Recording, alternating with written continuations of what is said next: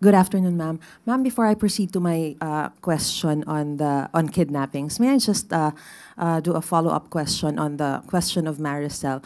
I understand that the 2,400 who were asked in the survey are not representative of the general sentiments of the millions or hundreds of millions of Filipinos.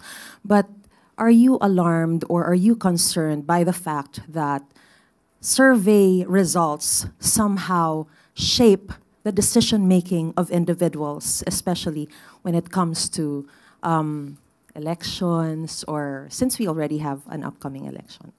Yeah, that's the reason why we have this directive from the President that we should curtail fake news.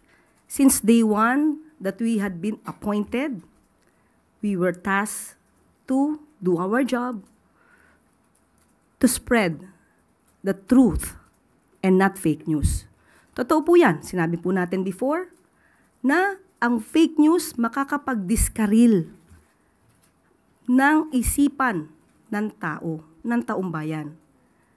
Kaya nga po gumagawa ngayon ng aksyon, nagkakaroon po ng pagpupulong ang Presidente, ang Pangulo, sa mga heads of the agencies, especially DICT, para po matugunan na po at mabawasan na po itong mga fake news na nagkakalat, lalong-lalo na po ngayon, campaign season. All right. Ma'am, with regards to my question, in light of the recent spate of kidnappings, what is the reaction of Malacanang in terms of calls for President Marcos to tap the military intelligence to go after kidnappers? Okay. Sa ngayon po, lumalabas naman at ayon ito sa sinabi rin ni Chief Marbil. Muli, babanggitin ko ang kanyang sinabi.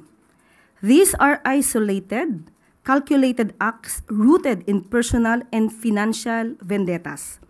The situation is firmly under control. Our law enforcement strategies are effective.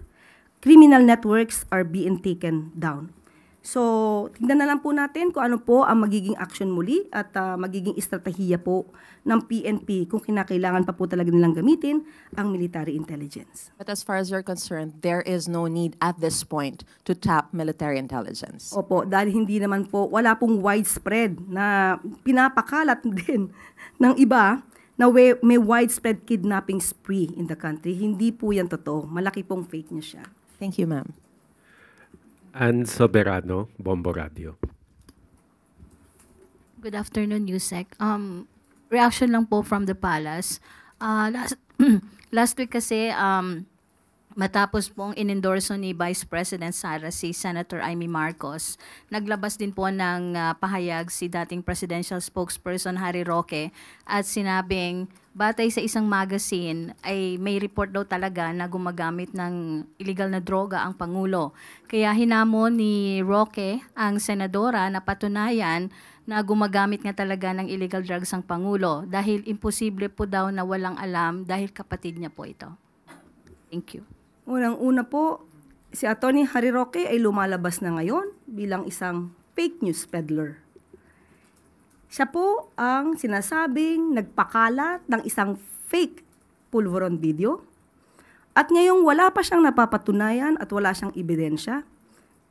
Kahit na ngayong kanyang mga ebidensya sa Quadcom ay hindi pa rin niya napapatunayan. Ngayon ay maghahanap pa siya ng tulong para makapagbigay ng ebidensya. Sila po ang nagsasabi ng ganitong mga klaseng akusasyon. Hindi niya nakakailanganin ng tulong kung meron po siyang ebidensya. May mensahe po ba kayo sa mga ginagawa ni dating presidential spokesperson Roque? Ano po yung mensahe niyo sa kanya?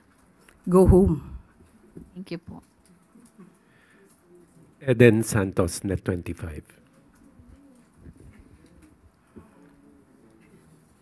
Yusek, good morning po. Wala po bang plano ang Marcos administration na humingi po ng tulong sa Interpol para ma-aresto sina Attorney Harry Roque at Maharlika na sinasabi niyo pong sila yung nagpapakalat ng fake news regarding dun sa Polvoron video para po, since meron naman po tayong maigting na cooperation sa Interpol para naman po, sabi niyo nga, makabalik din sila dito para harapin yung kaso na isinampa po sa kanila, inciting to sedition, if I'm not mistaken. Wala po tayong sinasabi na ang nagpakalat po ng fake pulburon video ay si Atty. Harry Roque. Siya po mismo ang nagsabi nito sa isang maisog rally sa Vancouver. At hindi rin po tayo ang nagsabi nito, kundi yung isang blogger or vlogger na si Pebbles Cunanan. Pero ito na may base sa kanyang mga sinabi sa kanyang talumpati sa maisog rally. Sa ngayon po, nakipag-usap po tayo sa DOJ at wala pa pong nasasabing naisa pang kaso sa korte. So wala pa po itong lumalabas na warrant of arrest issued by the court. So hindi pa po natin kakailanganin kung ano man po ang hihinging tulong mula sa Interpol. At hahayaan po muna natin ang DOJ sa kanila magiging action patungkol po dito. But as of the moment po, wala pa pong anumang update patungkol dyan. Bakit po wala pang naisasampang kaso? Well, in fact, ang NBI po ay nagsabi na yung mga fake news peddlers na nasa bansa at nasa ibang bansa ay kanilang aarestuhin. Medyo nagkakaroon po ba ng delay sa pag-file ng kaso laban sa kanila or hindi pa rin po ganon ka bigat or kaano yung ebidensya para sila po ay masampa ng kaso? Ang bigat po ng ebidensya ay makikita nyo naman po sa kanilang mga sinasabi. Ito po ang kaibahan siguro ng ating administrasyon sa kasalukuyang administrasyon. Binibigyan po natin ang bawat suspect or respondents ng due process. Kailangan po nilang ma-enjoy, kailangan din po nilang ma-enjoy this right to due process. Hindi po ito basta-basta maghuhusga. Kailangan po itong dinggin, bigyan po sila ng karapatan na sumagot, mag-file ng kanilang counter affidavits. Doon na lang po sa last question po yung pagpapatawag po ng meeting ni Pangulong Marcos sa iba't ibang head of agencies na para pag-usapan yung fake news at tila ito po ba ay nagbigay ng pagkabahala sa Pangulo yung pagsadsad po ng kanyang ratings kaya po nagkaroon ng ganitong pagpupulong? Hindi po nabahala ang Pangulo sa anumang rating sa survey. Sabi natin kanina, ang Pangulo, kahit ano man ang rating, mataas, mababa, magpapatuloy siya sa kanyang trabaho. Hindi po siya mapapahinto ng anumang survey. Basta ang gagawin lamang po ng Pangulo ay gumawa ng naaayon sa batas at magtrabaho ng tama. Ang pagpapatawag po sa DICT ay para pag-usapan po ang paghinto ng fake news at yung tungkol po sa magiging good news po natin patungkol sa connectivity para sa mga kababayan po natin. Yan po yung dahilan ng meeting. Last two questions. Alvin Baltazar, Radio Pilipinas.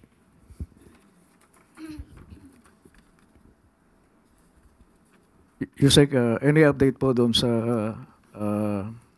dapat sana ay meeting ni Secretary Frederick Go sa U.S. Trade Representative para ma-negotiate yung free trade agreement between the Philippines and the U.S. Yes.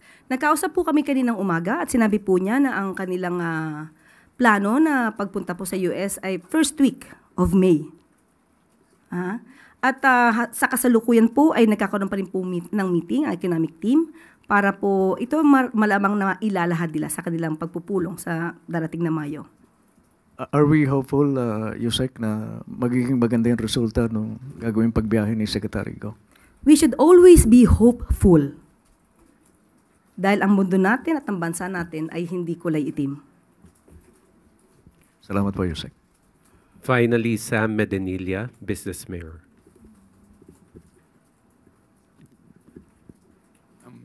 Good morning, ma'am. Meron pong mga senatorial candidates na nagpo-propose na mabalik po yung kapangyarihan ng NFA sa pagbili ng bigas po. Meron na po bang proposal yung economic managers or economic team pagdating doon sa legislation para ma-implement yung proposal na yun? Actually po, matagal na po nagkaroon ng proposal ang administrasyon para mabigyan po ng sapat na kapangyarihan ng NFA, gusto natin ipabatid na kapag po nabigyan natin ang karapatan ng NFA na makapagbenta ng diretsyo sa taong bayan at makontrol ang presyo ng bigas, hindi po tataas ng ganito ang presyo ng bigas. Dahil sa kasalukuyan po, because of the rice tarification law, na ang author ay si Senator Cynthia Villar, ay ang nag-i-import po dito ay mga private companies. Hindi po nahahayaan ang government na mag-import. Kung government sana through NFA, government to government, mas maganda po ang tsansang mabigyan po tayo ng mas murang presyo para po maibigay din natin sa taong bayan. Dahil dito sa rice tarification law, nawalan po ng kamay ang NFA at pati po ang pag-regulate ng presyo ng NFA ay hindi na po na ipapasatupad. Ang nangyayari po ngayon ng NFA, makakapagbenta lamang po sa Kadiwa, sa FTI, sa LGU. So yun po ang hindi maganda sa provision na ito. Kaya po noon pa po hinihiling ng administrasyon na magbigay po ng power, magkaroon ng amendments ang RTL patungkol po sa karapatan at authority at power ng NFA. Pero ito ay hinadlangan po ni Senator Cynthia Villar. So kayo na po ang mag-research kung paano ba napapakinabangan ng mga importers. Alamin niyo na rin po kung sino ba ang malalakas mag-import ng bigas. Thank you, Yusek. Follow-up question lang po. May mga lawmakers na po kayang nakipag-coordinate sa Malacanang para i-push yung legislation nun. At kailan po kaya balak ng Palas na i-push yung legislation? Sa 19th Congress or sa next Congress? Malamang sa next Congress na po kasi magkakaroon muli. Dahil nga po ito ay nahadlangan ni Senator Cynthia Villar. Magkakaroon muli, propose amendments para po magkaroon muli ng authority, power, and NFA. Ito naman po ay para sa taong bayan, para po ma-regulate natin ang presyo ng bigas. Kung may problema man po sa sinasabing NFA sa mga nagpapalakad, hindi po ba dapat ang tanggalin ay yung mga NFA na pinagdududahan, ang kredibilidad at integrity, hindi ang power ng NFA?